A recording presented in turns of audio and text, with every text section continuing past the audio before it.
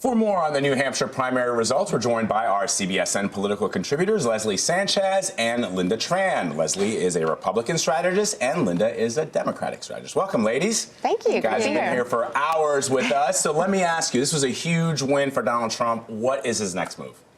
He's got to build that operation and get ready for the political establishment machine he is going to hit in South Carolina. This is where the Bush family has a very strong tie. And George W. Bush is coming out, and he's extremely popular.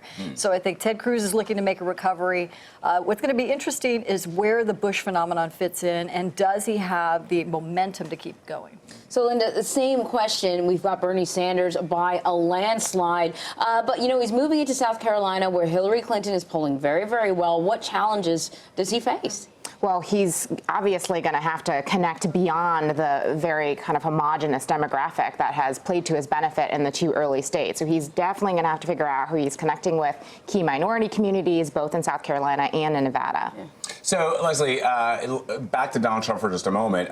He didn't do so well with attracting those key last-minute voters in New Hampshire. We all have seen the statistics that a lot of voters in New Hampshire make up their minds sometimes when they're standing in that polling booth. Or that voting booth. So is that going to have to change for him going forward? I think New Hampshire is just such a microcosm to itself. It's so unique because they have so many undeclared voters that are Republican, Democrat, that move back and forth, and they kind of play this game, which is very unique. You don't see that anywhere else in the country. Independents is actually a much smaller percent of voters overall compared to like the 40% you have in New Hampshire.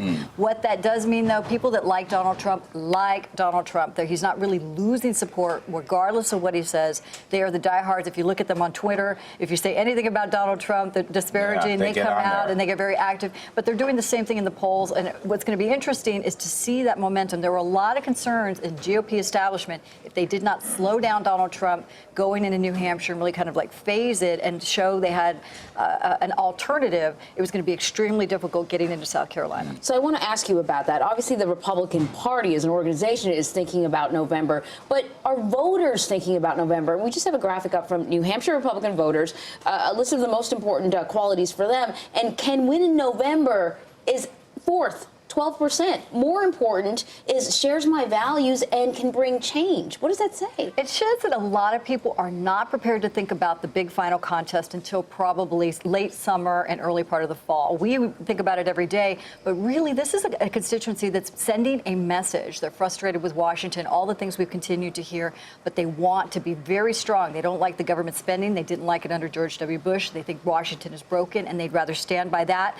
The interesting thing when you talk to Trump supporters is they really do think he's somebody that's brash enough, politically incorrect enough to do something in Washington. Frightening as that may be, we don't know what that is. We don't know what it is yet, but he doesn't either. He doesn't. Listen, let's just stick with the Republicans for a moment. But Lynda, I want you to weigh in on this. You know, Marco Rubio seemed to come apart in the last week or so. Chris Christie was not able to capitalize on his dismantling of Marco Rubio at the last GOP debate. But is he just not ready for the big stage? That's the question that I'll ask you. And as a strategist, Lynda, I'll ask you, how can you retool that campaign? I think he's somebody who's going to recalibrate quickly. A lot of people were saying, is he such a neophyte that he doesn't understand policy, how Washington really works, what's his accomplishment record? A lot of people couldn't point to it.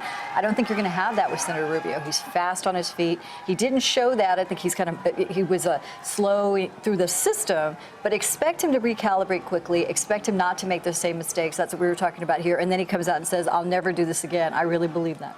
Is it possible, Lynda, you're coaching a candidate, and he's clearly, to me, when I watched that, I felt to myself, all right, those are talking points that he's been given, and he's trying to stay on message, but because you've got a former prosecutor sitting there who knows these kinds of sort of, verbal tics, he can point them out, then he repeated them again the next day on the campaign trail. Yeah, look, they're always talking points. Let's just lay that on the table. Yeah. Every single one of them, including Donald Trump, is spewing talking points in the sense that they thought about what they were going to say beforehand. His challenge was he said exactly the same language over and over and over again. And I think Marco Rubio is at his best when he kind of lets loose a little bit. We saw when he had the flub with the water bottle, he handled it with humor. He could similarly do something like that here.